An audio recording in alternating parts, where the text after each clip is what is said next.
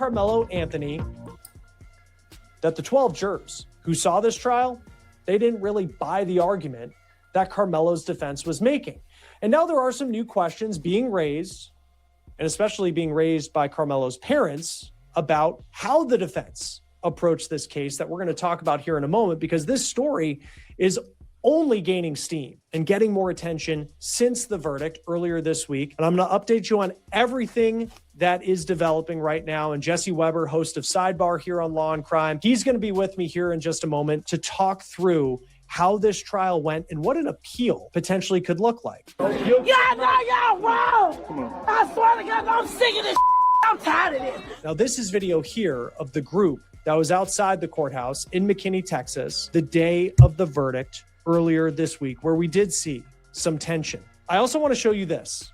This is the new mugshot that we received of Karmelo Anthony since he is now in state prison in Texas. You can see in this mugshot, he has his head shaved. Now, we have learned that Karmelo will begin serving his prison sentence here, the Wallace Pack unit in Navasota, Texas. It's roughly 3.5 hours away from where he stabbed Austin Metcalf to death at that track meet in Frisco outside Dallas in April of 2025. What we know about this prison, it's all males. It is roughly 1,500 inmates, and it's a minimum security prison. Now, Karmelo Anthony has wasted no time in filing a notice of appeal, and we found a line in the document pretty surprising. Now, this is the notice of appeal. It's filed in Collin County District Court. That's where the trial took place. And in the notice, it says, quote, "I am penniless, destitute, an indigent person, too poor to employ counsel to represent me on the appeal, and too poor to pay for or give security of the statement of facts and a true copy thereof herein." So Anthony wants a court-appointed attorney for his appeal. And at 19, I mean, you kind of understand. I mean, he's just graduated high school. He's legally an adult.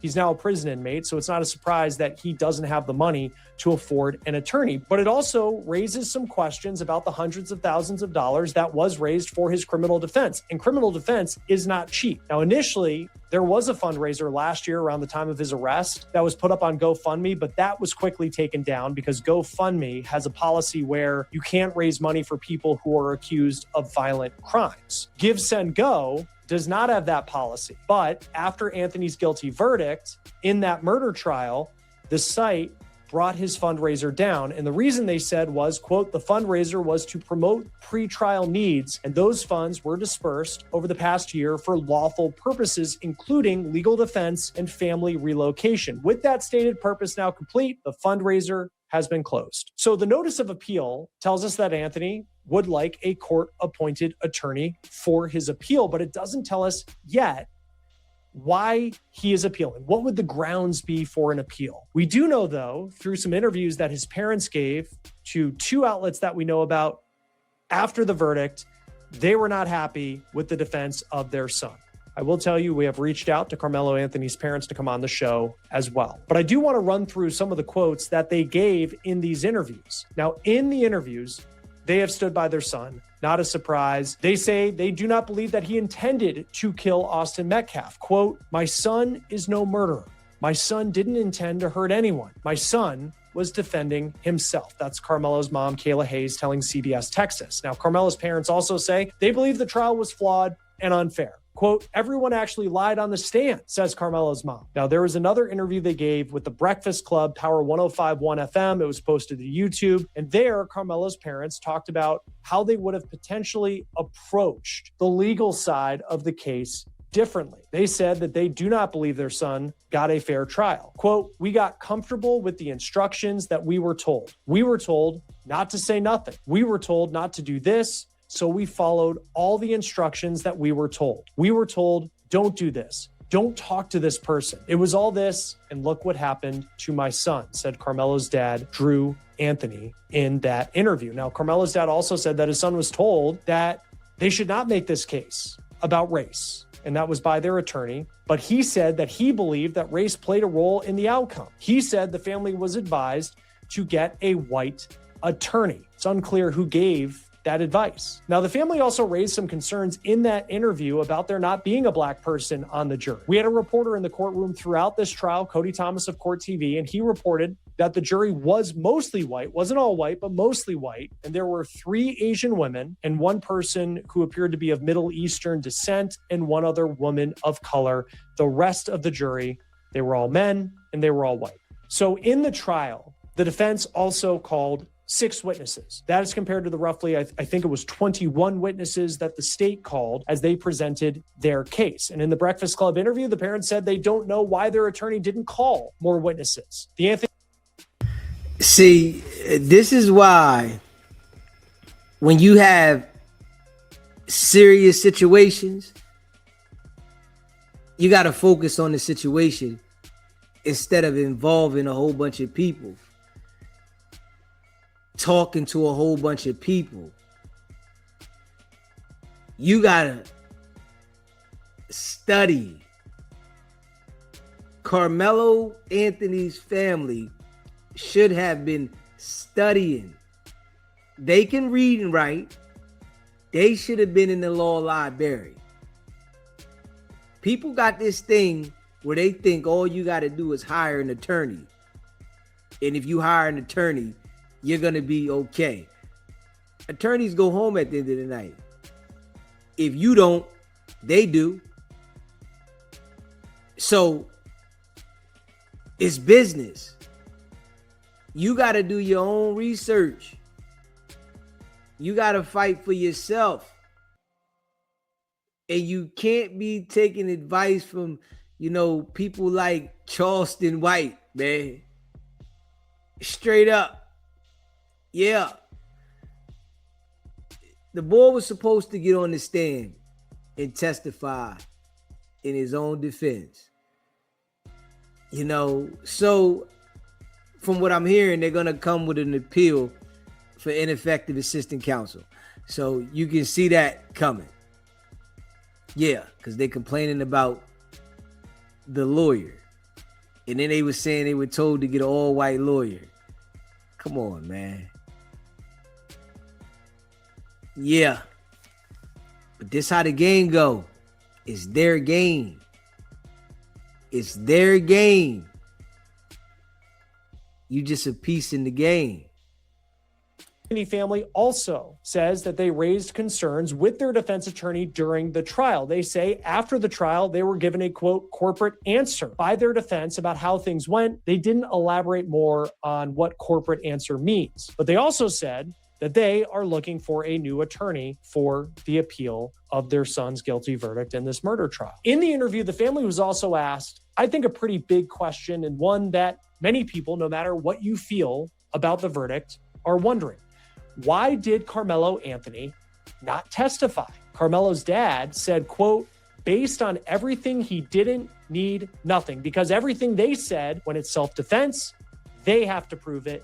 They never proved it. Now, it is unclear if it was. I don't know who told the dad that. Listen, these people then convinced him for his son not to testify.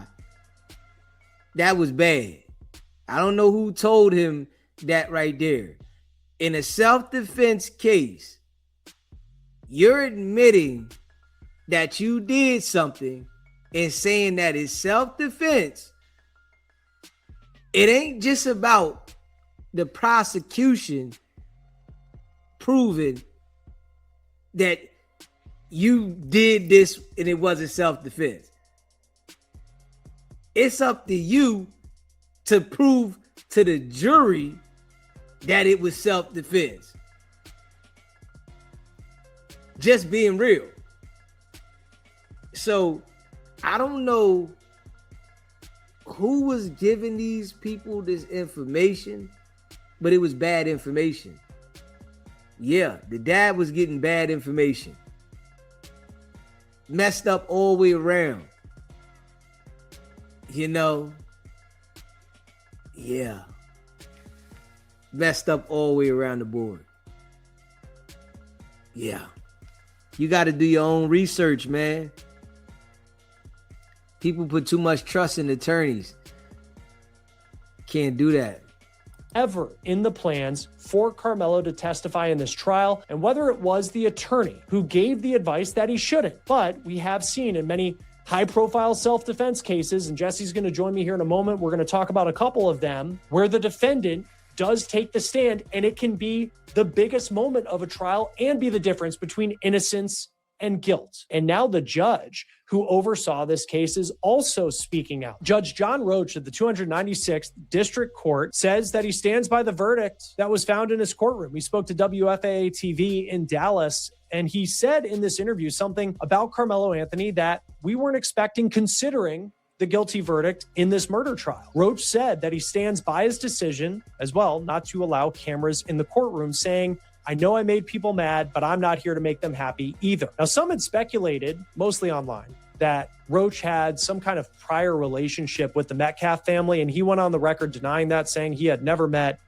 members of the Metcalf family prior to this trial, said he wouldn't have known Jeff Metcalf, Austin's dad, had he walked up to him on the street before all of this happened. And then he was asked whether he believes the jury reached the right verdict. And he said, quote, "Yes, they did, because they were picked based upon the law. They listened to the facts. It happened in this courtroom, and they got a verdict," Roach said. And he also said this about Karmelo Anthony, quote, "He seems like a nice young man who committed a crime, and he understands today more than any day before the consequences of committing a crime like he did." Again, Karmelo Anthony will be roughly 54 years old if he serves his entire 35-year sentence, and he will be eligible.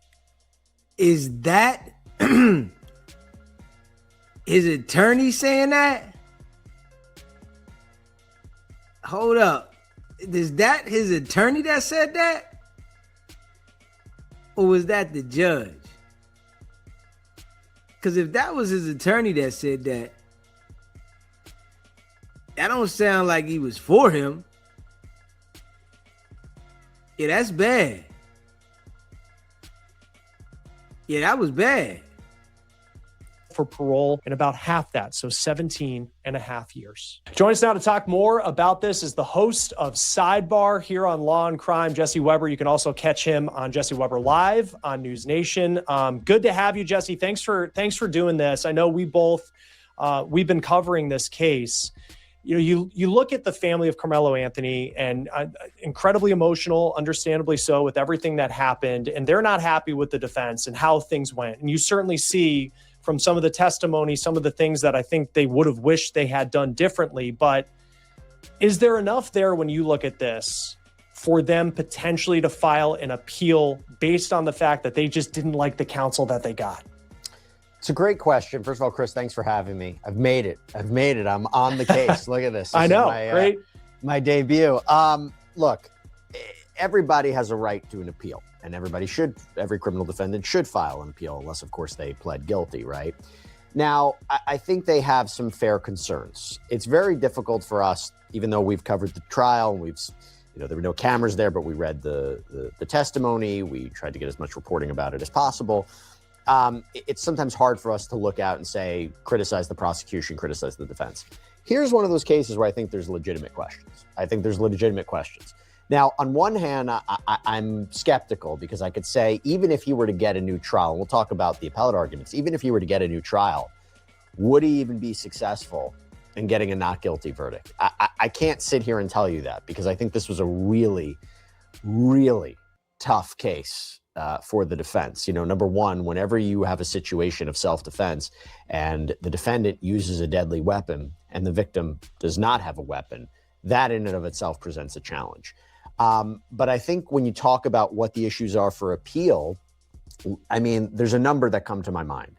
Number one, was it in the right county? Should there have been a change of venue?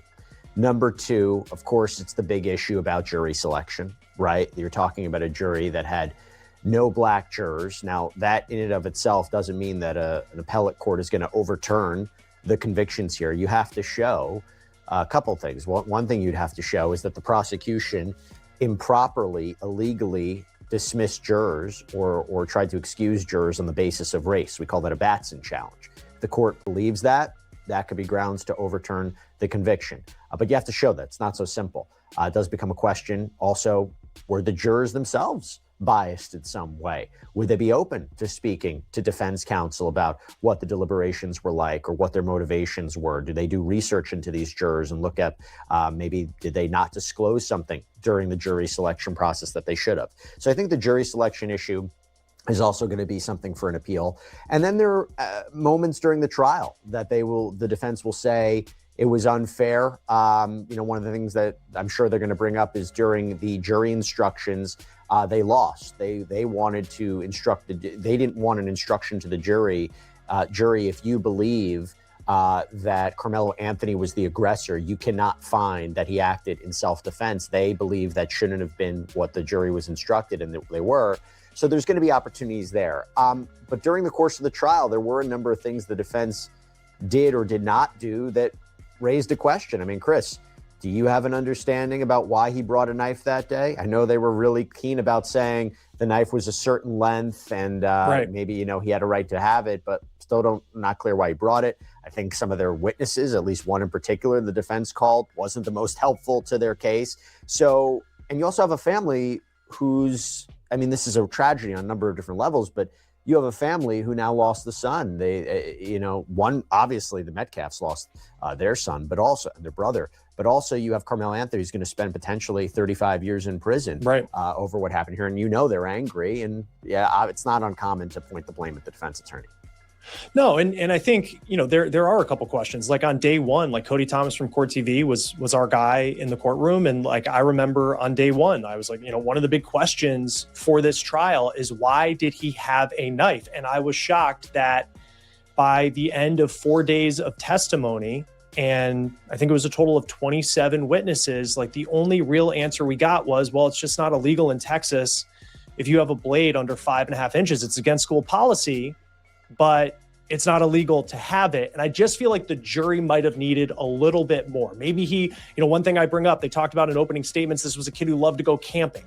Like maybe that's his bag when he goes camping. He has a knife. Like that was never brought up. And I was kind of surprised about that. And then the other part too, because there were 6 witnesses for the defense that were called. And Drew Anthony, who is Karmelo's dad, said in an interview with the Breakfast Club that he didn't really know why more witnesses weren't called. And for people who aren't attorneys, I'm not an attorney. You sit back and you're like, it's not, in his words, it's like, it's not my department. But I was surprised that maybe there could have been like, and it's easy to Monday morning quarterback it, but like a use of force expert that could have come in and challenged some of the testimony potentially from like a medical examiner. Because we do see in trials, like one I thought of, very different case, but it's like Karen Reed, one of the more successful defenses we've seen in recent years.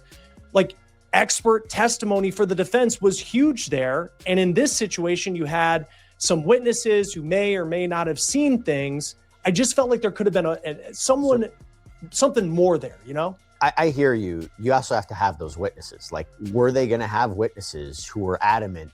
Karmelo Anthony didn't do anything wrong here. He was not the aggressor. I watched it with my own eyes. He was being attacked. He had no choice. I mean, were they going to have those witnesses? Could they find a use of force expert to suggest that using that knife in that situation was justified? I mean, look, the defense's closing argument arguably did their best to try to suggest, what's he supposed to do? Walk away when you have these bigger guys around him? His life was in danger. He had no choice. I think the thing that might have helped Karmelo Anthony, or one of the, I wasn't surprised he was convicted. I did want to know if it was going to be manslaughter or murder. But one of the things I thought is, okay, he had this knife, one direct shot into Metcalf's chest, heart, which was a savage stabbing. But at the same time, it wasn't like multiple stabbings. It wasn't like he kept going and people had to remove, him off of Metcalf. And then he just dropped it and admitted what he did. So there were elements there where you could argue potentially self-defense. But in terms of calling more witnesses, look, I don't know.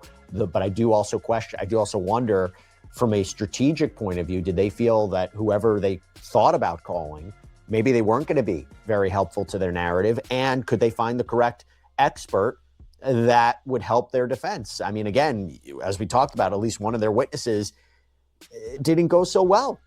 I mean, this was a witness who apparently, I was listening to Cody Thomas talk about it, who had more of a relationship, a defense witness had more of a relationship with the prosecutor than the defense attorney. And that ultimately said, if I remember correctly, that Karmelo Anthony was the aggressor. So you can't just get the witnesses you want. You can't just make them out of thin air. You're handed what you're handed. And I do wonder, even if you bring in any defense attorney out there, you name whoever you think is the best defense attorney, could you have gotten a not guilty? Could you have gotten a guilty on manslaughter, which would have been, as we know, it's a lesser charge, less time in prison potentially. But that's a question. And if you want, I could also talk about whether or not he should have taken the stand. Well, and that was going to be my next question, because that was a question that was asked of the Anthony family in this Breakfast Club interview. Like, why didn't he take the stand? And Drew Anthony, Karmelo's dad, said, quote, based on everything, he didn't need nothing, because everything they said, when it's self-defense, they have to prove it. They never proved it. And it's unclear whether that was the advice of counsel that he shouldn't take the defense, or whoever made the decision that they would not put Karmelo Anthony on the stand. But in a lot of these self-defense cases that we see, Jesse, you do see the defendant take the stand because they can talk about being scared. They can talk about what they saw in that moment, and you just didn't get that. That was it right there. Karmelo Anthony was supposed to talk about the situation. The jury needed to feel him. You know, just being real. The jury needed to feel him in the situation of self-defense. They needed to be able to understand where he was coming from. And by him not saying nothing, knowing that he did this, the jury didn't have a chance to connect at all. Regardless of the color of their skin or not, they didn't even have a chance to connect to say, damn, if they was in that shoe, maybe they might have reacted the same way. You like, it's important. And I mean, I'm saying that's the major part right there. And then for his dad to be saying that they didn't meet the burden, so he didn't have to testify. Like, who told you that? You know what I'm saying? Like, who told you that? Really though. Yeah, what attorney told you that? Like, that's crazy. You know? If they're saying that he did something and it's proof of other people saying he did something, I don't get why would he even say that. You know what I'm saying? That don't even make sense. Especially with it being proof. Like, hold up. Like, everybody knows he did it. People are coming to testify saying, yeah, he did it. You supposed to get up there and say, why did this occur? What led to this? What made you grab the knife? So that they can have a more of an understanding. And by him not doing that, that was bad. Real shit. This particular trial. Let's be clear. It's the defendant's right. It's only the defendant's choice, the defendant's right. They're not pressured into taking the stand. They're not compelled to take the stand. It's their choice. They have a conversation with their defense attorneys about the advantages and the risks, but it's Karmelo Anthony's decision. Now, a couple ways to look at it, right? So the father's correct. I mean, they don't have to prove anything. It's the prosecution who has the burden of proof, and you try to poke holes in it. At the same time, a defense attorney's opening statement and the defense attorney's closing argument is not considered evidence in the case. You need actual evidence for the jury to determine what was self-defense. And under the law, self-defense has to be reasonable. It has to be proportional. It has to be immediately necessary. So I believe, you want to talk about what could have potentially changed the verdict, him taking the stand. Because, like you said, you have to go in the shoes of the defendant and understand under those circumstances, what was he feeling? And look, I don't think I've ever heard Karmelo Anthony speak, but if you look at the reporting, he was apparently emotional and shaking when the verdict was read.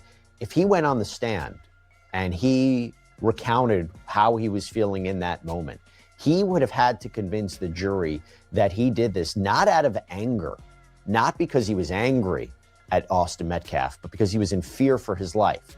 Could he have done that? Maybe, but what's the risk? He's a young kid, and he is going to be faced up against an experienced prosecutor.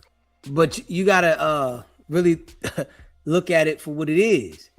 If he did this in self-defense and he was in fear of his life, him getting on the stand and saying what happened would have been natural. Now, if he had some other intentions of that he planned to come to school, and if they do this and he's gonna do that, and it would have been different. So the best thing for him to do was to see if, he can sell himself to the jury. That shit should have been discussed with him and that attorney about that. They should have sat down and really talked about that. But obviously they didn't. And they thought that was going to work. Negative. I could see that wasn't going to work. You know what I'm saying? Smash that like button, hit the subscribe button. Under intense cross-examination. So the theory could have been that if he went up there, he would have collapsed under that questioning, and it would have gone really, really bad. I mean, you want to compare? Look at Kyle Rittenhouse. Different case, right? We also had video in that case where you could at least understand. I mean, you could disagree with the verdict, but you could look at the case and say, well, I saw the video of him being chased and ultimately attacked. I think that was a key component, but he got on the stand and explained what was going on and why was he in fear for his life. And you look at him and he was like kind of baby-faced when he did it. I think that has an effect. I think that has a factor. Major. And if this is a retrial, major. Karmelo Anthony will be a bit older, but will he be in a position to recount this and want to recount this and believe this is his option to maybe get a not guilty verdict or manslaughter, not murder? It's a tough question.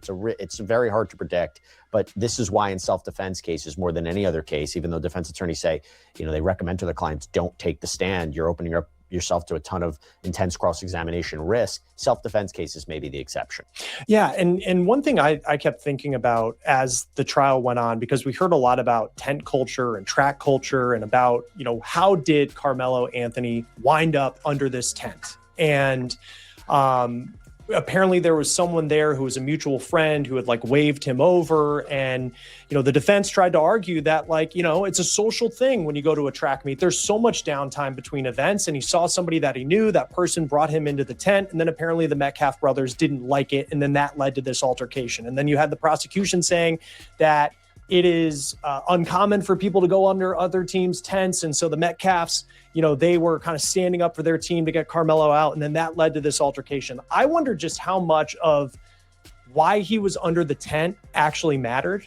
And when it comes to a self-defense case where the prosecution says you can meet a shove with a shove, but you can't meet a shove with a stab. And when do you enter the point of the interaction where any of this actually matters to Karmelo being, if you believe this, in the right to stab Austin Metcalf? Generally speaking, the aggressor in a confrontation cannot claim self-defense. The aggressor in the situation will not be entitled to that. And these become very fact-specific, minute-by-minute interactions. I mean, and so the importance of that is, did he start it?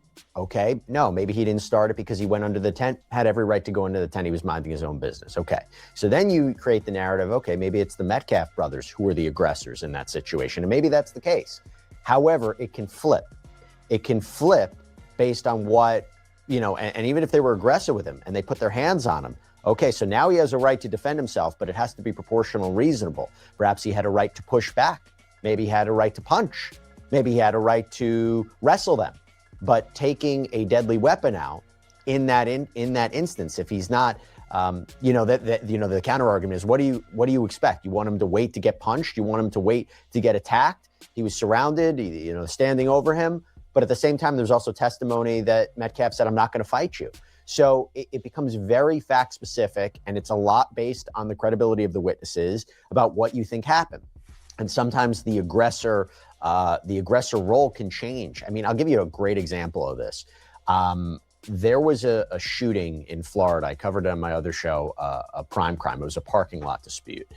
Really, really sad case. It's the Michael Draka case. I don't know if you're familiar with it, Chris, but it was a dispute in a Florida parking lot. Guy comes over, this guy, Michael Draka. He sees Marquise McLaughlin. Marquise McLaughlin and his girlfriend. They pull up into the parking lot. Marquise goes into the convenience store's girlfriend's in the car. And Michael Drake, a complete stranger, goes up to the girlfriend, is like, you're parked in a handicap spot. You shouldn't have a right. You shouldn't be here. They're getting into a whole tussle. She allegedly says to him, my boyfriend's going to beat you up. And it's like caught on surveillance footage, and you see them arguing. And, who's the aggressor there? Well, you could say Draka. So at that point, you see Marquise McLaughlin exit the convenience store, walk over to Michael Draka, push him right onto the ground. So there you say, okay, Marquise McLaughlin, he started physical confrontation, pushes this guy to the ground. Michael Draka, in the video, takes out a gun, okay, points it at Marquise McLaughlin. This is how quickly the case changed. If he just took it out and fired, he may have been found not guilty. But because when he takes out the gun, you can see Marquise McLaughlin actually take a second, back up, and then Michael Draka fires. And the court believed, and the argument was, that the jury believed, and the argument was, is that split second, he wasn't a danger to you anymore. You waited a second, you just fired anyway, and that was not self-defense. So it becomes very, very specific about when you could use deadly force. And by the way, that's the way the law should be. We can't have a society where we're allowed to use deadly force because in more of a liberal kind of stance, it has to be necessary. It has to be immediate. And it can be very difficult to assess. And at this point, this jury didn't believe that this was a self-defense. They didn't believe it was manslaughter. They believed it was murder. If he gets a new trial, who knows? Okay. So, listen, I'm sticking to what I feel, bottom line. He should have testified on his behalf. Straight up, And that there, it hurt him. Yeah, it hurt him because he didn't tell his side of the story. Yeah.